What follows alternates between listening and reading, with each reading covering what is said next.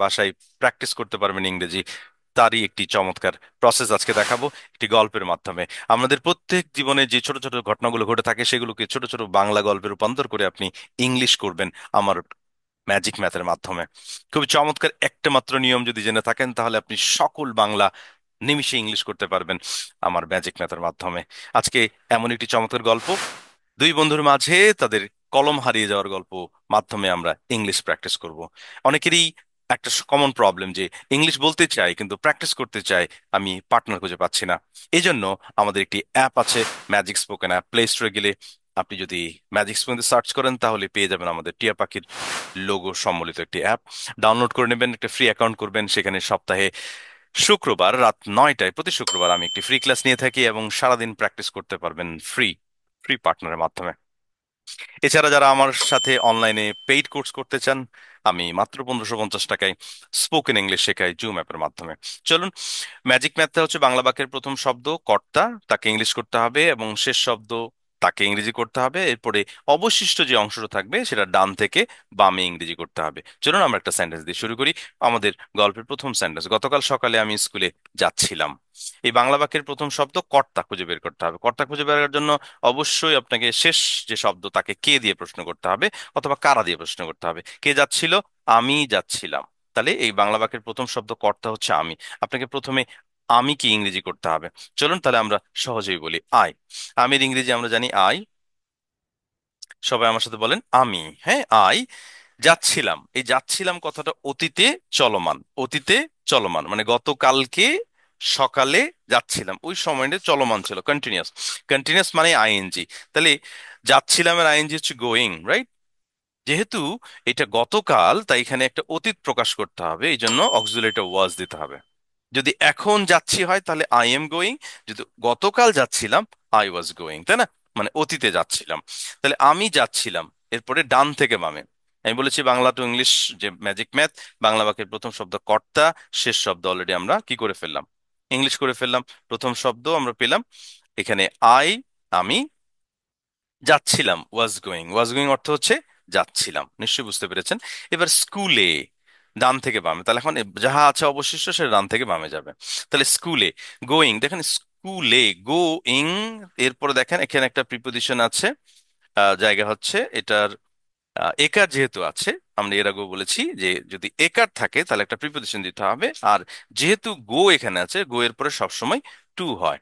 তাহলে I was going to school, আমি স্কুলে যাচ্ছিলাম। আচ্ছা, সকালে, এরপরে থাকলো সকালে। দেখেন এখানেও একার আছে, সকালে একার আছে, তাহলে এখানেও একটা প্রিপোজিশন দিতে হবে, ইন দ্য মর্নিং। কারণ মর্নিং এর সামনে এই ইনটাই হয়, এটা আপনাকে জেনে নিতে হবে। ইন দ্য মর্নিং, গতকাল, ইয়েস্টারডে, ইয়েস্টারডে। চমৎকার। আমার বাংলা টু ইংলিশ ম্যাথ নিশ্চয়ই আপনারা জানেন যে ম্যাজিক ম্যাথ এটি বিখ্যাত। আপনাদের যারা বাংলা থেকে ইংলিশ শিখতে চান, আপনাদের জন্য সবচেয়ে সহজ, বাংলা জানলে সেটা ইংলিশ করতে পারবেন আমার ম্যাজিক ম্যাথে। এই ম্যাথটা আপনার আয়ত্তে নেবেন তাহলে আপনাকে ইংলিশ করা আর কঠিন হবে না। আমার ব্যাগটা ভারী ছিল। তাহলে ছিল শেষ শব্দকে আমি কে, কে ছিল? আমার ব্যাগটা ছিল। কে ছিল? আমার ব্যাগটা। তাহলে আমার ব্যাগটা ইংলিশ কি? My bag. মাই ব্যাগ, আমার ব্যাগ। আমার ব্যাগ ছিল, ছিল ইংলিশ হচ্ছে ওয়াজ। এখানে ছিল ক্ষেত্রে ওয়াজ হবে না হ্যাড হবে? আমি আবার বলেছিলাম যে যদি আপনার শেষে যেখানে এই এখানে র থাকতো তাহলে আপনার হ্যাড হতো। আমার ব্যাগটা নিজেই ছিল, তো এখানে র নেই, খেয়াল করেন, র থাকলে হ্যাড হতো। আমার ব্যাগটা, এই ব্যাগটার যদি হতো তাহলে হ্যাড হতো। তাহলে আমার ব্যাগটি বা ব্যাগটা ভারী ছিল, ওয়াজ ভারী ইংলিশ কি? হ্যাভি। মাই ব্যাগ ওয়াজ হ্যাভি, ভারী ছিল। ব্যাগে বই, খাতা, কলম ছিল। ব্যাগে বই, খাতা, কলম ছিল। দেখেন এখানে র নেই এবং ব্যাগে ছিল মানে ব্যাগের ভিতরে, এই জন্য এখানে আমরা এই ছিল যে কথাটা, দেখেন। আচ্ছা, এখানে দেখেন তো কে ছিল? বই, কলম এবং খাতা, এগুলো ছিল, তাই না? রাইট? তাহলে আমরা এখানে প্রথমে এটাকে নিয়ে নিব যে বুক, নোটপ্যাড বা নোট বুক, অ্যান্ড পেন। তাহলে এখানে ব্যাগে আমার কথা দিলে খুব ভালো হয়। হ্যাঁ, ব্যাগে আমার বই, খাতা, কলম ছিল। তো আমরা একটু সহজ করে যদি দেই,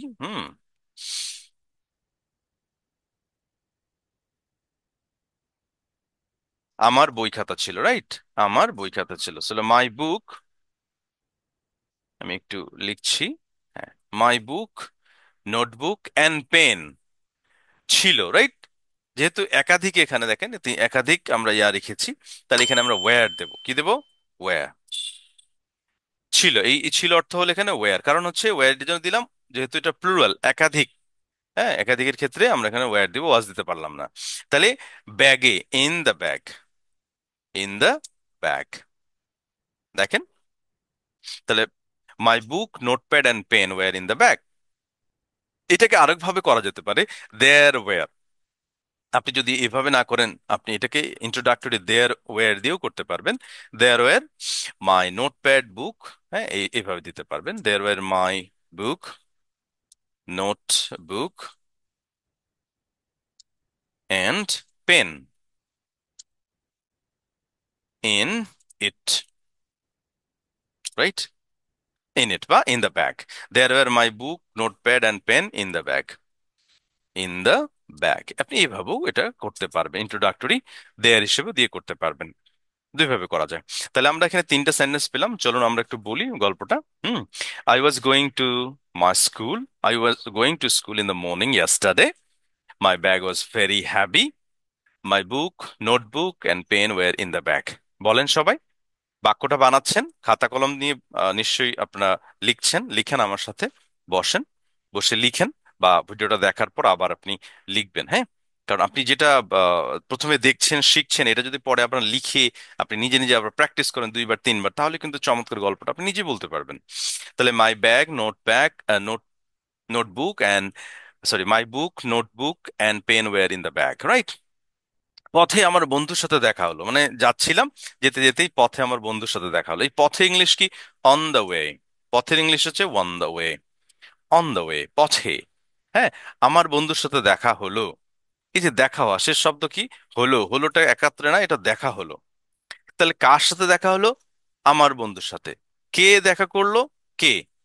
কে করলো? কে মানে কে করলো এই কাজটা? তাহলে পথে আমার বন্ধুর সাথে দেখা হলো, তাহলে আমি দেখা করলাম না? তাহলে এখানে আমি কথাটা উহ্য আছে, রাইট? এটা বুঝে নিতে হবে। So I, on the way, আমি দেখা করলাম বা দেখা হলো, এটা অর্থ হচ্ছে মেট। মিটের পাস্ট হচ্ছে met. I met with, I met my friend.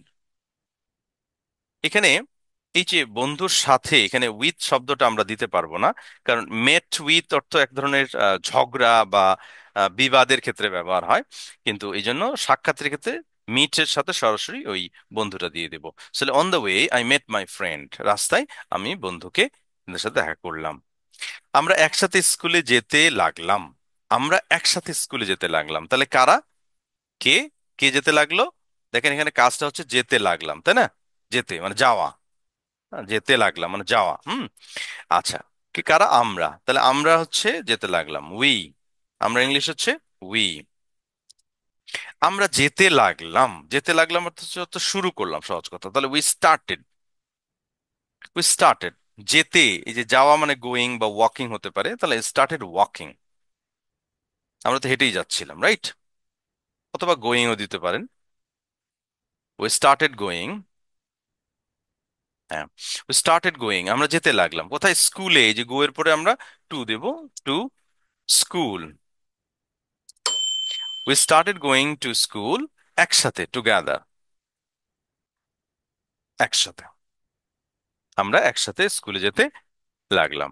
তাহলে আবার চলো না, আমরা প্রথমে যাই, একটু আমরা পুরো গল্পটা পড়ি এবং গল্পটাকে বলার চেষ্টা করি। I was going to school in the morning yesterday. My bag was very heavy. My book, notebook, pen were in the bag. On the way, I met my friend. We started going to school together. আমরা একত্রে স্কুলে যাওয়া শুরু করলাম। তারপরে কি ঘটলো? দেখেন, যেতে যেতে আমরা গল্প করছিলাম। যেতে যেতে আমরা গল্প করছিলাম। তাহলে এখানে কে গল্প করছিল? আমরা করছিলাম, রাইট? তাহলে এই গল্প করা হচ্ছে, এখানে উই আর টকিং হতে পারে। হ্যাঁ, উই ওয়ার টকিং, আমরা কথা বলছিলাম, গল্প করছিলাম, রাইট? We are talking. যেতে যেতে, এখানে যেতে যেতে ইংলিশটা আমরা এভাবে হোয়াইল ওয়াকিং বলতে পারি। While walking. যখন অতীতকালে দুটো কাজ একত্রে ঘটে তখন হোয়াইল ইউজ করব আমরা। দেখেন, অতীতকালে যখন দুটো কাজ একটা আরেকটার সাথে সমান চলে চলতে থাকে তখন আমরা ওয়াকিং, দুটো কাজের মাঝে আমরা ওয়াকিং দিতে পারি। উই ওয়ার টকিং, আমরা কথা বলছিলাম, হোয়াইল ওয়াকিং মানে আমরা হাঁটছিলামও কথাও বলছিলাম, দুটো কাজ একত্রে চলছিল, এক্ষেত্রে হোয়াইল দেব। অনেকে বলেন হোয়েন এবং হোয়াইলের ভিতরে পার্থক্য কি?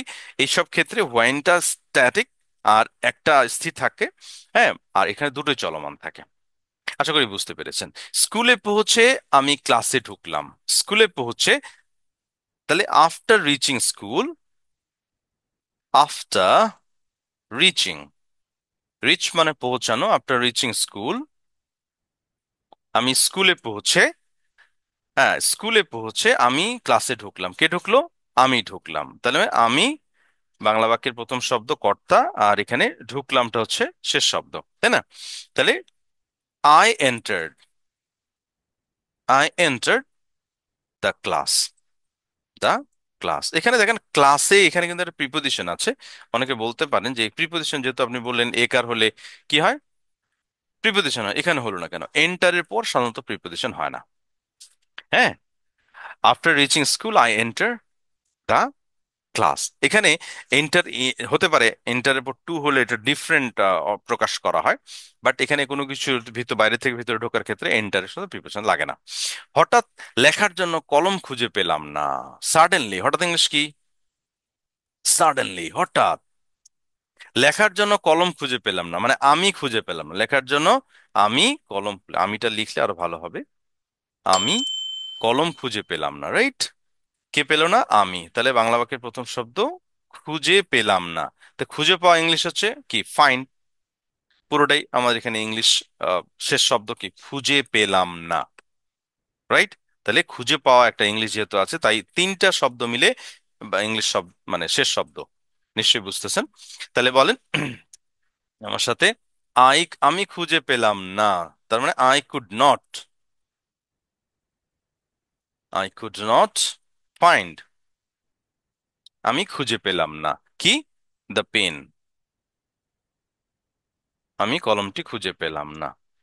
লেখার জন্য টু রাইট, লেখার জন্য টু রাইট।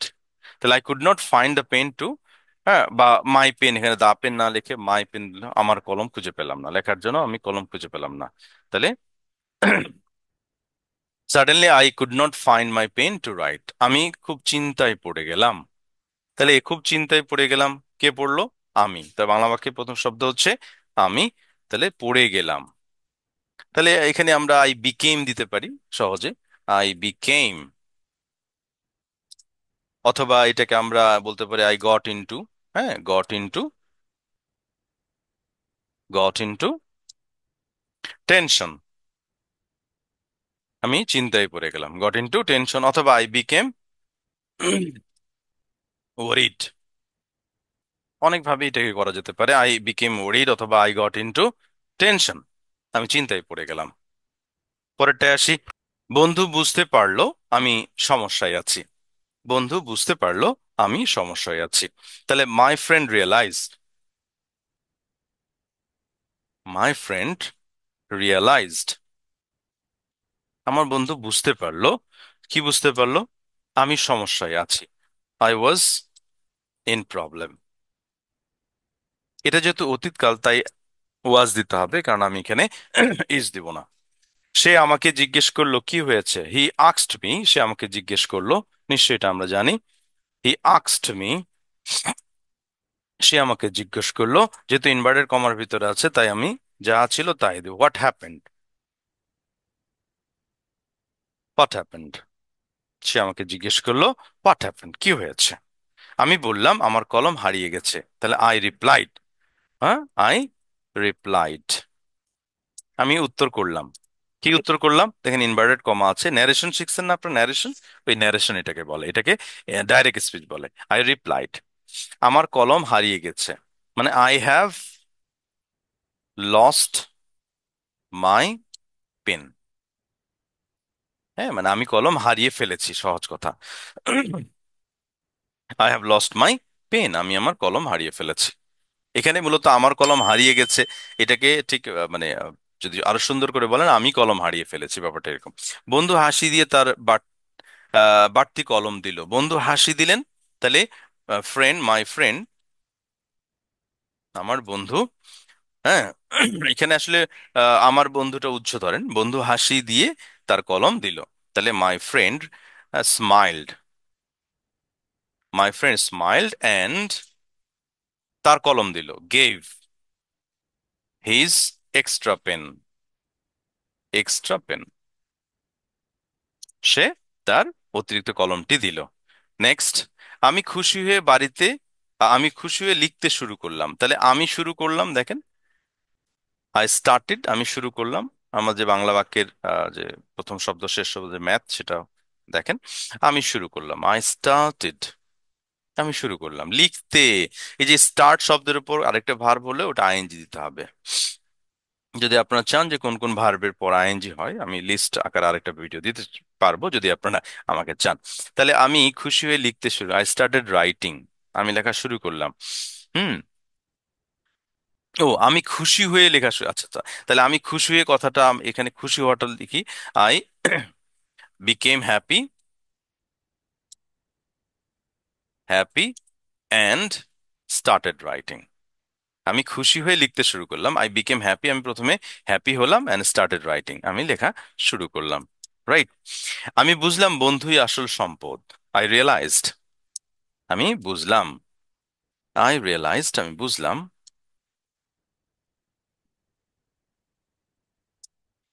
বন্ধু, বন্ধুই আসল সম্পদ, friend, friend is the real, সম্পদ ইংলিশ ট্রেজার, ট্রেজার, সম্পদ অর্থ হচ্ছে ট্রেজার, যেটাকে গুপ্তধন বলা হয় আসলে। I realise friend is, I realise, আমি বুঝতে পারলাম, friend is the real treasure, বন্ধুই আসল সম্পদ। চলুন আজকের এই যে গল্পটা আমরা পুরোটা পড়লাম, এটাকে একটু আমরা প্র্যাকটিস করব। ঠিক আপনি এখন যেটা করবেন, এই বাক্যগুলোকে আবার লিখেন। হ্যাঁ, বা আপনি যদি এতক্ষণ না লিখে থাকেন, তাহলে আবার নিজের খাতায় আপনি লিখেন। লিখলে যেটা হবে, আপনার নিজের বানান ঠিক হবে, সেন্টেন্স লেখার ক্ষেত্রে যে পাঞ্চুয়েশন সেগুলো ঠিক হবে, এবং সেটা আপনার নিজে একাই প্র্যাকটিস করেন। বলেন, আই ওয়াজ গোয়িং, যদি আপনি বাংলাটা সাথে সাথে বলতে পারেন সবচেয়ে ভালো। গতকাল সকালে আমি স্কুলে যাচ্ছিলাম, yesterday I was going to the school in the morning. Right, I was going to school in the morning yesterday.